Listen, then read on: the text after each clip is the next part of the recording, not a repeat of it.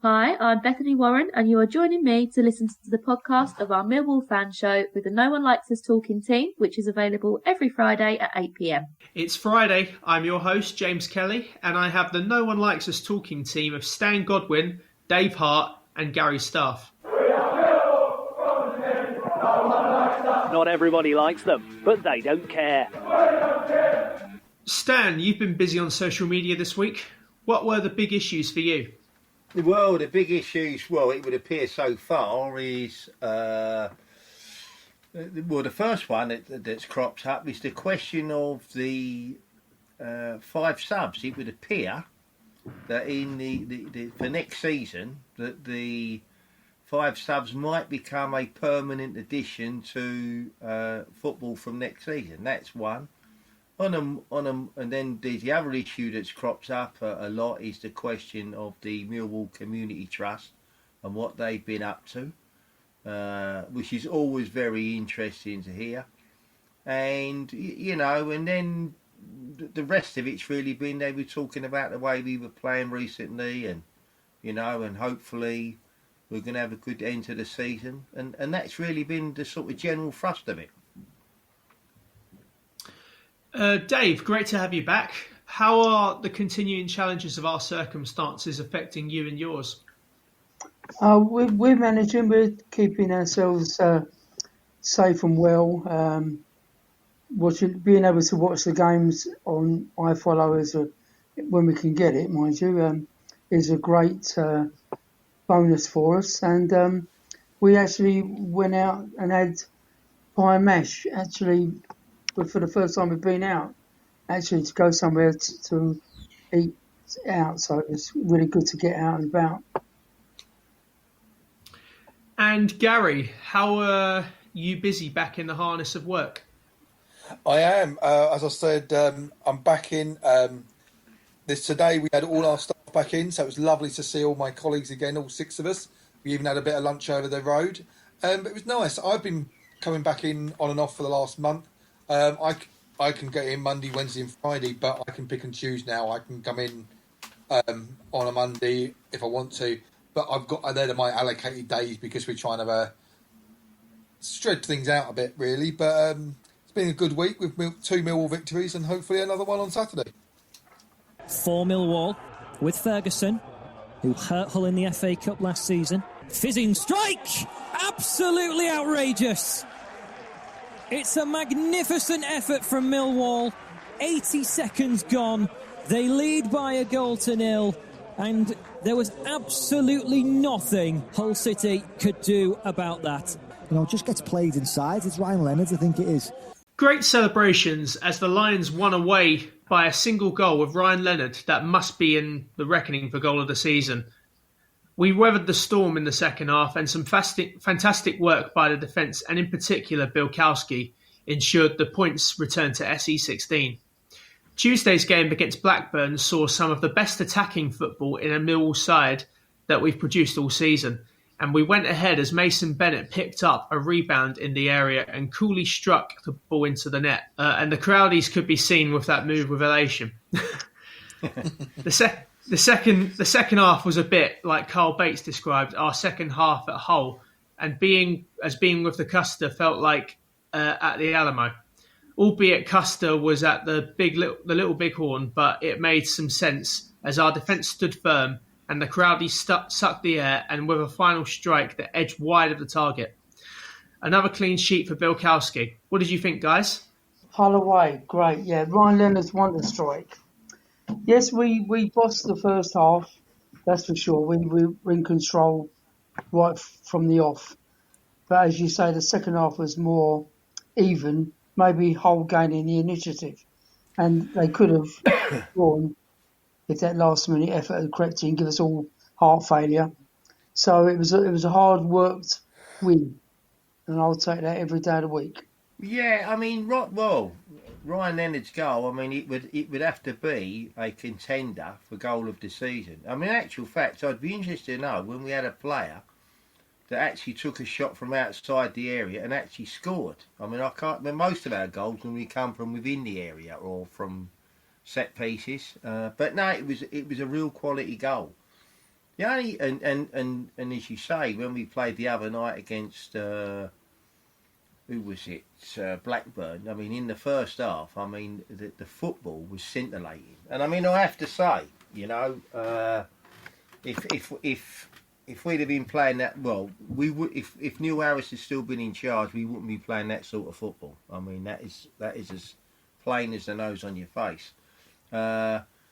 When we was playing Hull, what concerned me slightly, we had a good first half, but when the second half come, I mean, and okay, Hull was going to step it up for obvious reasons. Sometimes we was a bit too quick to lump the ball out, when perhaps if we'd have put our thinking caps on, rather than just keep lumping it out and then it coming back again, we sort of got it out and then sort of played in their half. And I mean, I have to say, when Matt Smith come on, admittedly towards the end, that's not his fault, but the moment he come on, when he was getting the ball, what was he doing? He was taking it directly into the corners. And that's the sort of thing we ought to be doing. We ought to be, from about sort of 80 minutes on, we should have been trying to kill the game, not just keep giving them opportunities. I agree everything what Stan's saying there and Dave was saying. It's just, we get ourselves ahead at the moment, and I want to say, sorry, if Wigan can score 7 past Hull, was it 7 in the first half or 6 in the first half? 7 in the first. Yeah. It just makes me beg a difference. Like you say, we had our first shot from outside the area. I was actually, when you said that, I was actually trying to think if we'd scored in the outside the area this season. We don't. We don't score. Dangerous. Romeo. Thompson. Millwall quick on the break as well. And Williams has got room on his favourite left boot. And he hammers it home. And Millwall, against a run of play, take the lead after an hour. We mainly free kicks, headers, Matt Smith at the far post. So it is frustrating. We do need a striker desperately for next season, especially if we go up. God. But I don't think I could handle another 1-0, like Paul said on the previous conversation. It would scare the life out of me. And if we were going to do it, I'd want it to be later in the game rather than having to hold on again. Because like Stan was saying, we in the first half against Blackburn, we're going to get onto them in a minute. My actual dad, I'll say what I was going to say on the Blackburn comment in a minute, but it was unbelievable. We were a different team against Blackburn, but I think we are building some momentum. A little bit scary, and I hope Mr. Warnock does us a massive favour at the weekend to get his 1 point to keep them up. But yeah, fingers crossed. Fingers crossed. And moving on to Blackburn, how did you feel that result went, Gary? Yeah, that's the point I was going to go on to make. My dad at the time, he said, has Mr. Rowett gone out this morning and bought 11 new players and put the same players' names on their back? Because I've never seen us play that fluid football. You're saying about Neil Harris, he's doing what we were doing with just different players up at Cardiff. And heaven forbid he keeps us out of that 6th spot. But it works. It worked with our players. Maybe our players got bored of playing like that, and Cardiff playing in a new formation, new way of style. It's working for them. But at the moment, we needed to change of style. We are still playing long balls. Of course, we're still playing high balls into the box for Matt Smith. I personally prefer us playing a 4-4-2. I don't know why. I'm a traditionalist, and I think Bradshaw and Smith could work well together. But we have got a lot of midfielders that he's trying to accommodate, and maybe that's what he's doing with the likes of Bennett, Wallace, Thompson, to name a few. So maybe because we've got so many midfielders and a severe lack of goal scoring forwards at the moment, we are trying to accommodate everyone. Dave? Blackburn. Well, Tony Mowbray's always got a very organised football team, but in the first half in the week on Tuesday, we literally had the game by the scruff of the neck, and it was a great finish by Mason Bennett.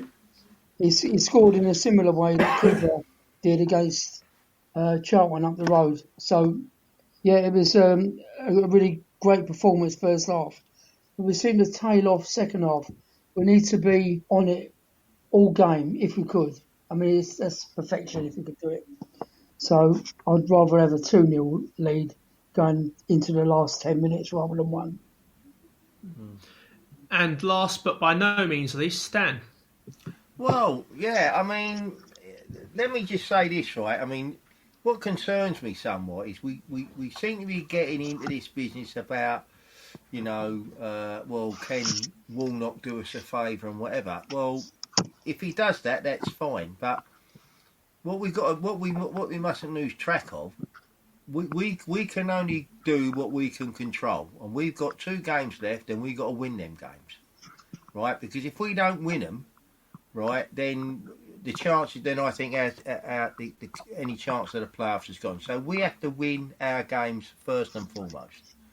Now, coming on to Blackburn, when we played them, I mean, if we'd have put our chances away in the first half, we could have been 2 or 3 up at half time. The football was that good. And with someone like Tony Mowbray, right, I was surprised in a way in the first half. We had so much control of the game. But then I'm thinking to myself, as we're getting near half time, when the second half comes, this is going to be a different game then, because he's then going to come out, which he then did. And, and we rode our luck. But what I'm saying is that sometimes we put ourselves under this pressure. We were giving the ball away, and I know I keep banging on about this, and I know I sound like a stuck record, but if you've got the ball, the opposition they can't hurt you, right? And we keep giving it away, and if we keep control of the football in them scenarios, then we're there. That's my view. But we must win the last 2 games, and then what will be, will be. Those last 2 wins are definitely a must for Millwall. So we'll be previewing the game against QPR at the end of the show. Tonight we welcome a Bury St Edwards-born former Millwall midfielder who started his footballing career at Ipswich Town as a youth, where he scored the winning goal in the 2005 FA Youth Cup final against Southampton and was capped at England under-17 and under-19 levels. First team football with the Tractor Boys did not feature as a long-term prospect. He then joined Yeovil Town in 2010, where he made 147 appearances and scored 16 goals. In January 2014, he joined the Lions for an undisclosed fee on a 2.5-year contract, making 77 appearances for us.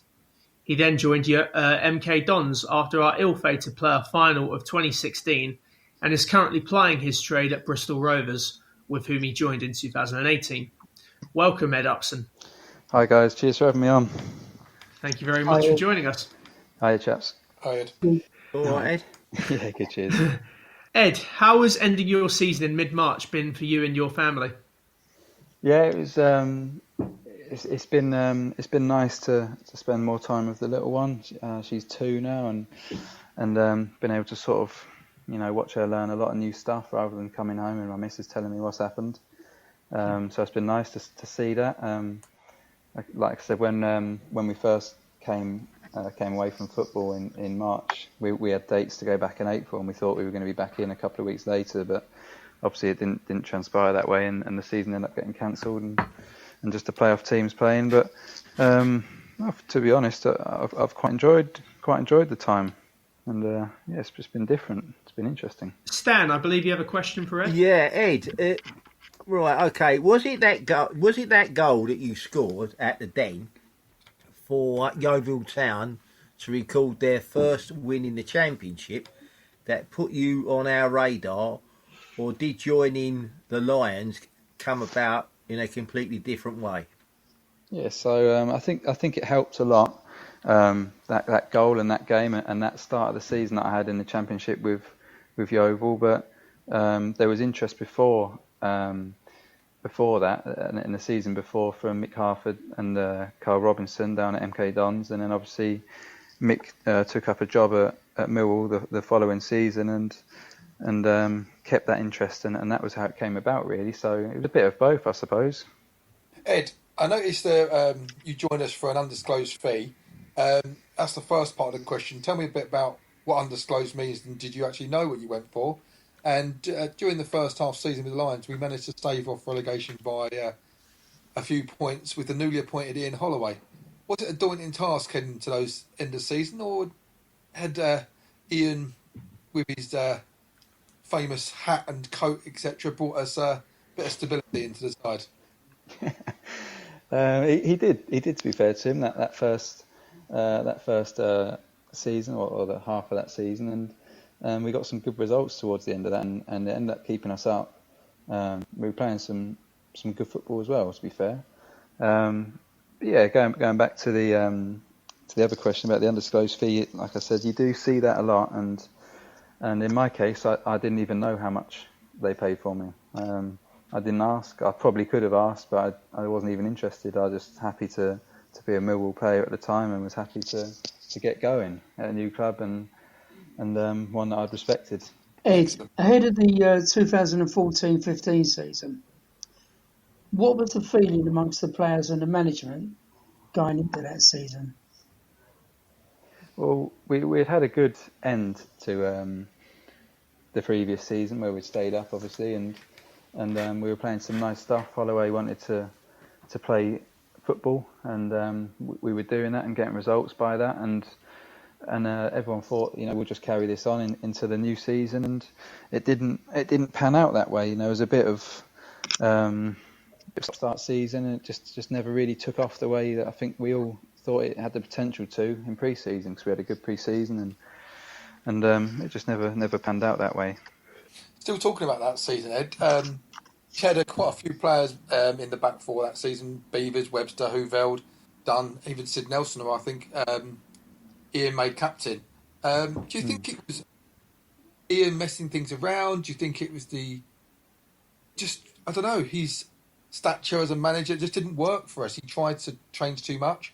And when Neil came in, did it just sort of a bit more familiarity in the side? I think Holloway, he liked to chop and change and styles and players, and sometimes that works and sometimes it doesn't, and it worked the season before where we stayed up, and it stopped working the season that we went down. And Neil, he's a bit more sort of straightforward, and 4-4-2, same players really in the same positions, and obviously that worked the season after. But going back to the tinkering, there was a time in season before where we played Notts Forest away, and on the Friday where we were preparing for the game, the starting 11 had a little game against the subs, and the subs beat the starting 11 6-7-0. And the bus on the way up to Nottingham Forest, Holloway was saying, this isn't right. I'm gonna have to change something. Might change a few of you. And on a Saturday morning before the game, we had a meeting, and they changed 8 or 9 of the players, and the lads that weren't playing were now in, and that was the start of our run that kept us up that season, where we beat Notts Forest away 2-1, and then the game after that on the Tuesday we played Wigan away, when they were pretty good, and beat them 1-0, and that was the start of things. So sometimes the tinkering works, and sometimes it doesn't, and it just didn't seem to work the next season. Just a question there, Ed, before I let someone else have a go. And obviously it's a great pleasure to play at Millwall, but what's it like to play at places like Forest and big grounds like that? Yeah, I mean, the atmosphere was unbelievable, but then I always felt like the atmosphere at Millwall was one of the best in the Championship, especially when it's going well.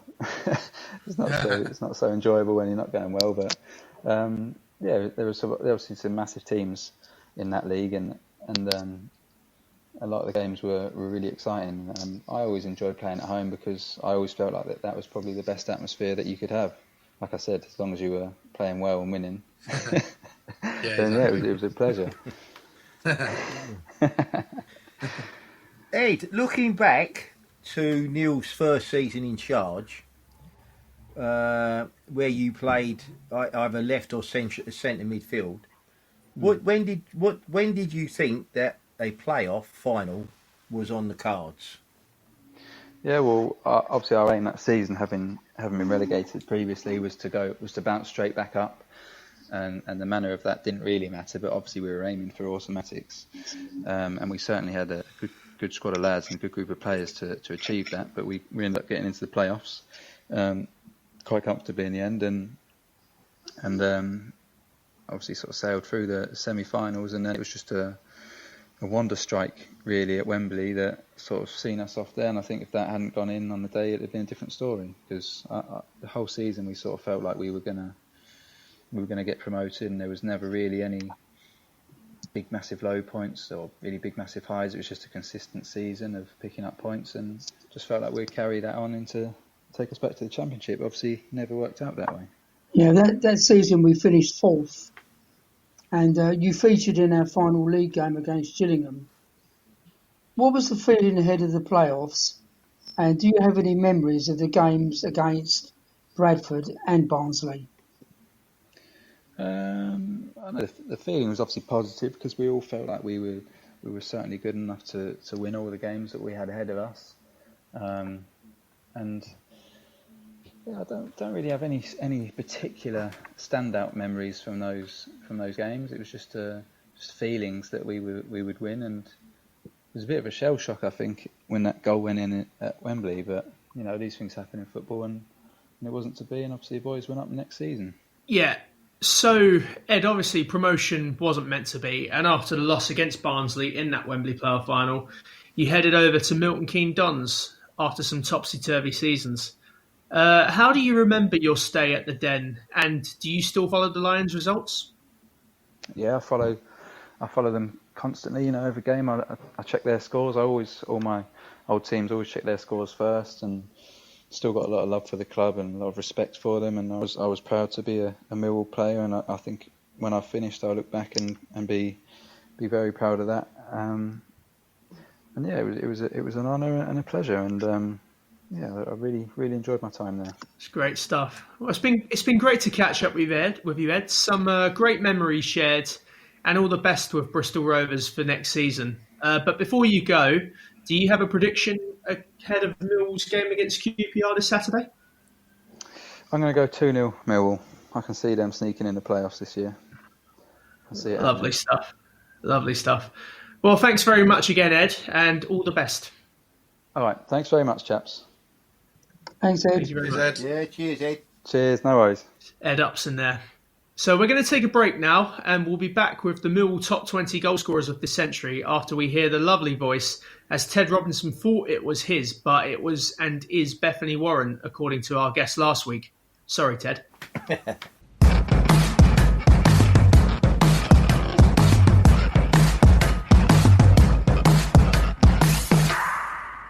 Bethany Warren here again. Thanks for listening to our show. Don't forget, Love Sport Radio is now mothballed pending change in current conditions. You can still listen, though, to music both online and on DAB. Podcasts are available on demand. Hopefully, we'll be back on the air with them when normality returns to the marketplace.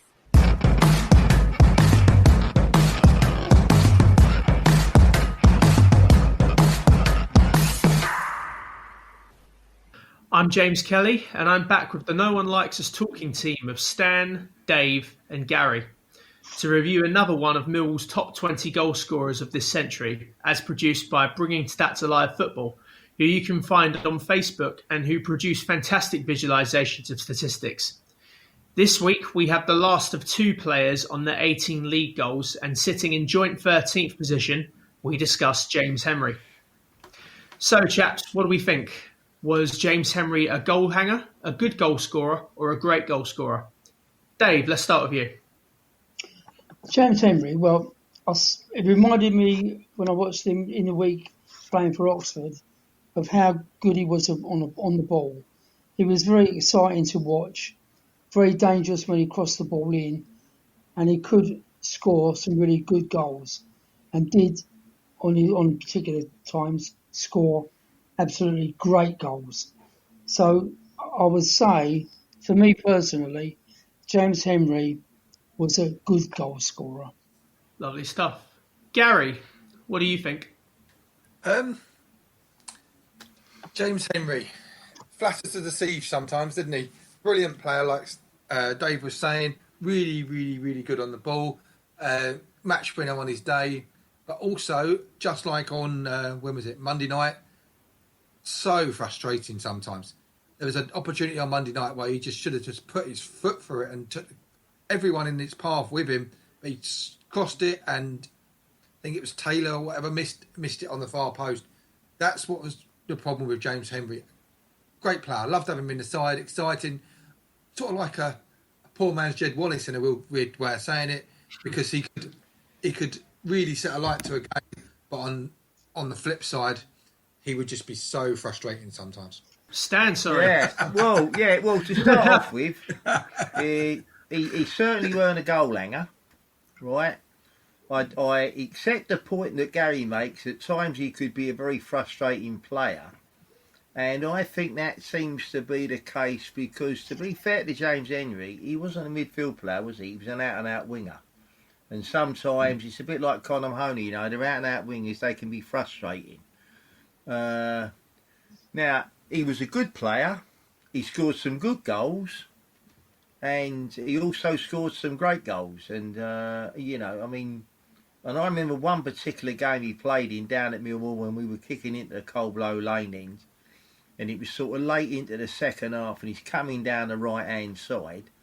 And then he suddenly cuts in, and he starts to go, and I'm thinking, and I said to my grandson, where's he going? And as I've said that, all of a sudden, he's unleashed his shot, and the goalkeeper, I mean, he just didn't smell it. I mean, he went straight in the top corner. I mean, it was an outstanding goal. I mean, I would have argued that that particular goal was probably a contender for goal of the season if we were doing a competition. But no, he was frustrating. I would say probably, because he scored some good goals, but I would say most of his goals and what I see were great ones. So I would say on that basis, I'd make him a great goal scorer. It's good to hear.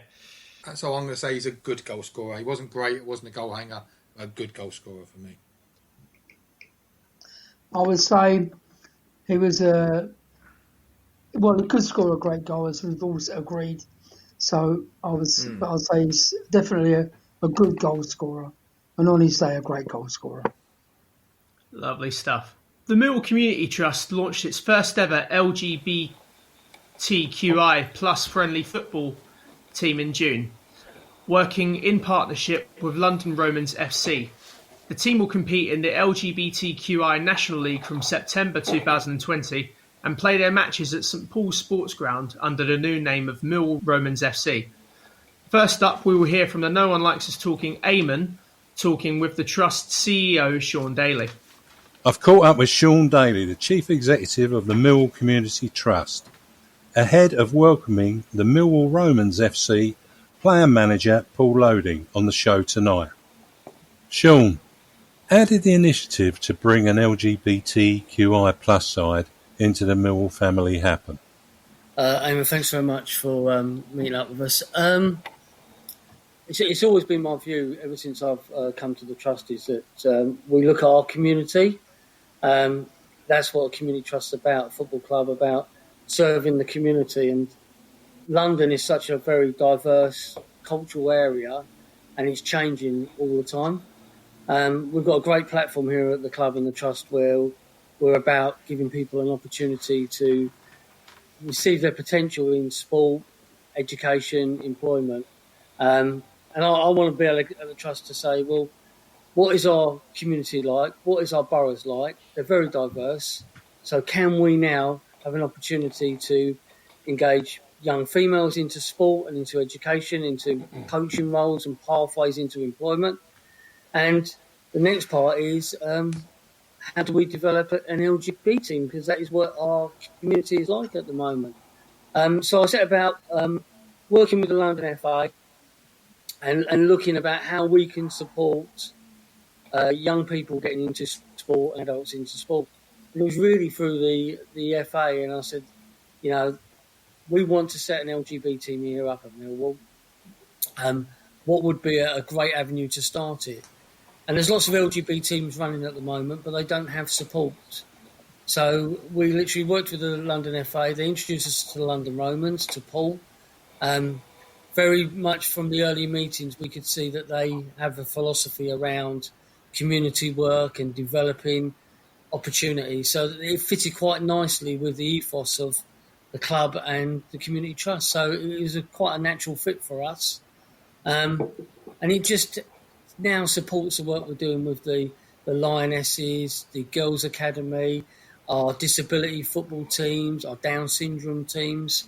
And it just seemed a natural pathway for our diversity and strategy development of the club and the trust. Yeah, it's fantastic. Even looking after those of us that need to do walking football as well. Sean, Yeah. I think what you do is fantastic, and This happened with the COVID-19 situation is that the impact and the platform the football club has via the trust is very important to the community. And I mean, I had a chat with Steve Kavanagh the other day about the stuff we've done during this situation, the club has done using the trust. It's been unbelievable. And now we're coming back to normality. How do we develop the trust further and serve the needs of our community? And I think this is a big step for the club and the trust. And it's been received very well by the fans, by governing bodies at the FA, by different people.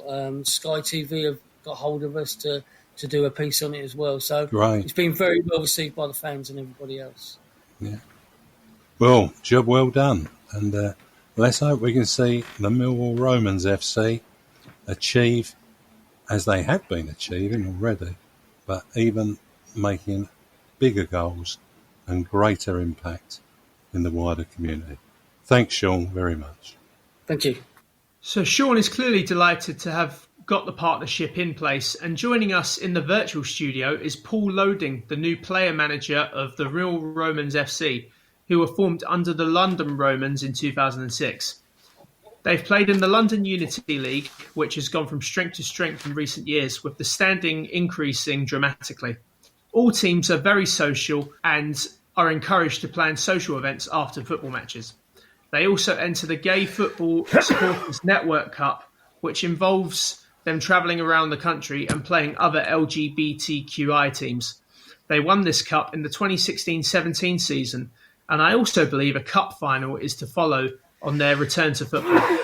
Welcome, Paul. It's great to have you on with us tonight. How have the challenges of COVID-19 affected you personally?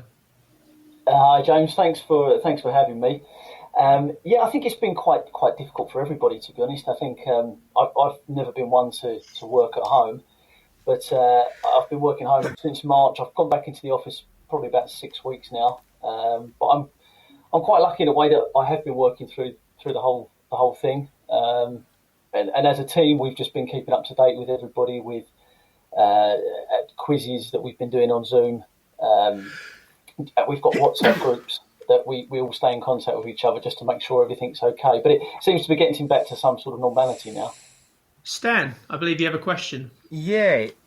Tell us how this initiative with the Millwall Community Trust came about. Hi, Stan. We were contacted by Sean back in January, I think it was. He went through everything with us and said, "Come down and have a chat with us, have a meeting." So we went down to meet the community, and as soon as we met Sean and what the trust were doing, we were just in awe of them. It's great what they do for the community. It really fits in what we have tried to do as well. And just with the diversity that the trust seemed to set up, Sean went through obviously the lionesses that have been launched, etc. And we absolutely jumped at the chance, to be honest. Paul, Dave here. You are the player manager of Millwall Romans. Lions and Romans have some synergy fueled by history. But what is the recent playing heritage of your club been? Yeah, so we formed back in 2006 as an LGBT-friendly team. We're not exclusively LGBT-friendly, an LGBT team. We do accept anybody from any background. I joined in 2011, predominantly from a straight team, and I took over as general manager about 3 years ago. And we've always had this strapline of football for all. And for us, it was always about creating a safe space for LGBT footballers, not just necessarily on the football side. We've got players that come over that like to train with us and not necessarily play competitive matches. We've got players that like the social side of things, like watching football. We're always doing something social at the weekends. We're playing a lot of, obviously, around games that are on the TV, etc. So the football itself is competitive, but it's also about getting players involved and creating that sort of safe space for them. Good stuff. Paul, what are the hopes and aspirations of you and your teammates when football for you does return to some form of formality under the Millwall brand? Well, it's really exciting. We had our first training session last night at St Paul's. We've had a really good season, to be honest. We won the LUL this year back in March. The results went our way. We still are hoping to play the GFSN Cup final, hopefully September, October time. And I think for us, it's to hopefully continue that success, but also reach out to a wider community. I think with the partnership, it adds a good visibility for us to reach out to players all over. Even coming on here and speaking to you guys, we're reaching players that may not realise that we exist, and there are LGBT friendly teams out there, and it's perfectly normal and it's fine, and you're not alone as a player, and it just creates that comfortable and safe space for the players. Keep up the great work. It's the first thing there, and I might come down and have a play with you. Absolutely. I was sick on a Millwall shirt to play for the team somehow. In a week where an anonymous Premier League player talked about fear of disclosing that he was different, how do you see the Millwall Romans featuring in helping people from all parts of society to be accepting of people who are not from the LGBTQI plus community, but all backgrounds? Yeah, I think obviously that's been big news this week, and I think for LGBT people, I think it's a personal journey, and I don't think it's necessarily up to us to force any players to come out if they don't feel comfortable, if they do feel pressure. But it's about providing again that sort of that visibility and that platform to say that you're not alone, and it's almost, and I don't particularly like this phrase, but it's almost normalising it. And we're just a team that like playing football. There's a big stigma attached to LGBT football of it being quite, maybe a bit feminine. It's a bit fancy, and it's just not like that at all. It's just guys that go out to play football, and they happen to be LGBT, and I think that stereotype is probably stopping players from coming out and just being themselves. But I think by having, this, and I don't like it, but this normalisation of it, it just creates that platform, and by seeing what we're doing and what Sean's allowed us to do, hopefully it will lead to a bit more of a player actually feeling more comfortable. Brilliant. Well, thanks, Paul, for sharing your story and thoughts with us. We wish you and the Millwall Romans all the best in these continuing challenging times, and look forward to reporting your results in the future. But before you go, how about a prediction for our away trip to QPR on Saturday? Well, thank you so much, guys. I really, really appreciate your time this evening. Well, I mean, obviously we're very closely following Millwall results at the moment, and I think we're all quite confident that I think we're going to have a hat-trick of 1-0. So I'm going to say 1-0 Millwall. Lovely stuff. Thanks again, Paul. Brilliant. Thank you so much, guys. Really appreciate it. Yeah, cheers, mate. But for now, we're going to take a quick break, and we'll be back with that preview of our match at Optus Road on Saturday.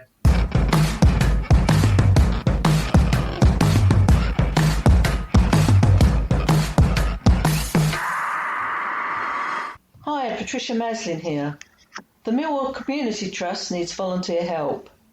Whether you're an organisation with bodies able to assist or an individual, the Trust needs you during the current conditions to support the vulnerable and needy. Current projects include providing 200 children each day with a hot and healthy meal as part of free sports and education camps over the summer, and providing assistance to those that need continuing support at this time. If you can help make a difference or need help, please contact Sean Daly, the Trust's Chief Executive Officer, by phone on 07 958 02 7060. Once again, that's 07 958 02 7060. Or contact by email sdaly, I'll spell that, SDALY, at millwallcommunity, all one word, .org.uk. I'll repeat that, sdaly, SDALY, at millwallcommunity, all one word, .org.uk.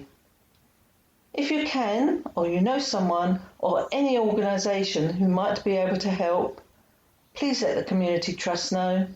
Thank you.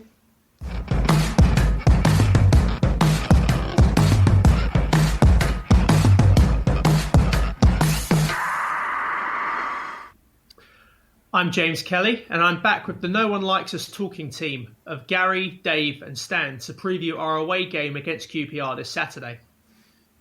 Millwall travel to Loftus Road on Saturday to take on, as you guessed it, Queen's Park Rangers.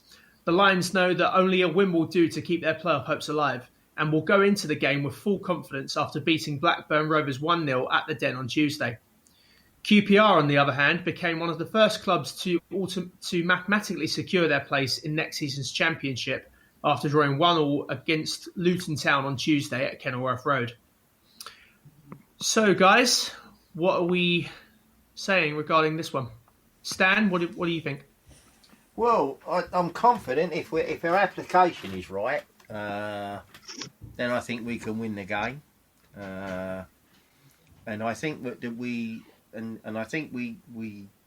need to put right the home game from when we had at the beginning of the season. There, I mean, that wasn't a particularly good game at all, and from our point of view, and I don't mean just in terms of the result, but also the way we played that day. But no, I'm confident. What surprised me with QPR, I have to say, is I thought they'd be a lot further up the table than they've actually finished. That's what surprised me. But then, that's their problem and not ours. But no, I'm confident we can go and get the 3 points on Saturday. But the application has to be right, and and we've got to start using that. When we get out on that field, we've got to start using our heads. Gary. Yeah, like you say, Stan, I was expecting more out of QPR, what with Mark Warburton being there. And I think next season, with a fresh start for him and maybe one or two more players, I think they're going to be a team to watch next season. Warburton ain't no mug. Look what he's done with Brentford in the past. So I can see him putting together a good team there.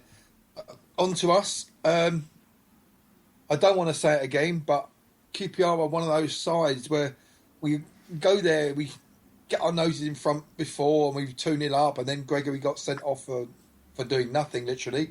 And we went back to 2-2, and then last season we lost, I think it was 2-1, we lost up there, and it's a frustrating place to go. But with them having nothing on the game, they could have a load of kids out, giving them a bit of blood in, and we're going to be squadded, and hopefully,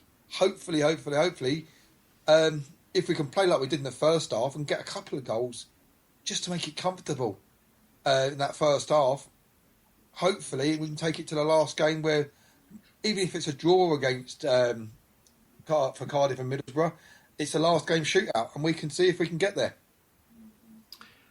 And Dave? QPR, they're the only team that can still do the double over us this season, so it's always going to be a hard place to go to and come away with a result. But I'm confident that with the right starting formation, we can do it. Okay, and Dave, what would your score prediction for that game be? I think we'll win 2-1. Love the confidence. Stan? Well, I would say 2-0. To us, I hope? Yeah, absolutely. Absolutely. There we go. And Gary? As I said, I'd like us to be confident. Mason Bennett playing so well. So, look, let's just stick something out there. 3-1. I'll say that, Lovely. Gary. Well said, Guy. Well said indeed. People continue to lose their lives to this dreadful virus, and many remain hospitalised too. Our thoughts and prayers go with their families, friends, and those that care for them. Yeah, well, I concur with them views, and I mean, hopefully, and I say it this way, hopefully, fingers crossed and touch wood and everything else you can do. Hopefully we might have turned a corner now with this dreaded pandemic. But nevertheless, we have to maintain the high standards we have and let's not slip up. We've come a long way, and and hopefully we won't have to go for it a second time. So I wish everybody well, and next week we can look forward to Pat, George, and Ted back on the show. And good night from me. The second part of our interview special with Lions legend Les Briley was released on Tuesday and is available on our Millwall No One Likes Us talking site on Spreaker.com.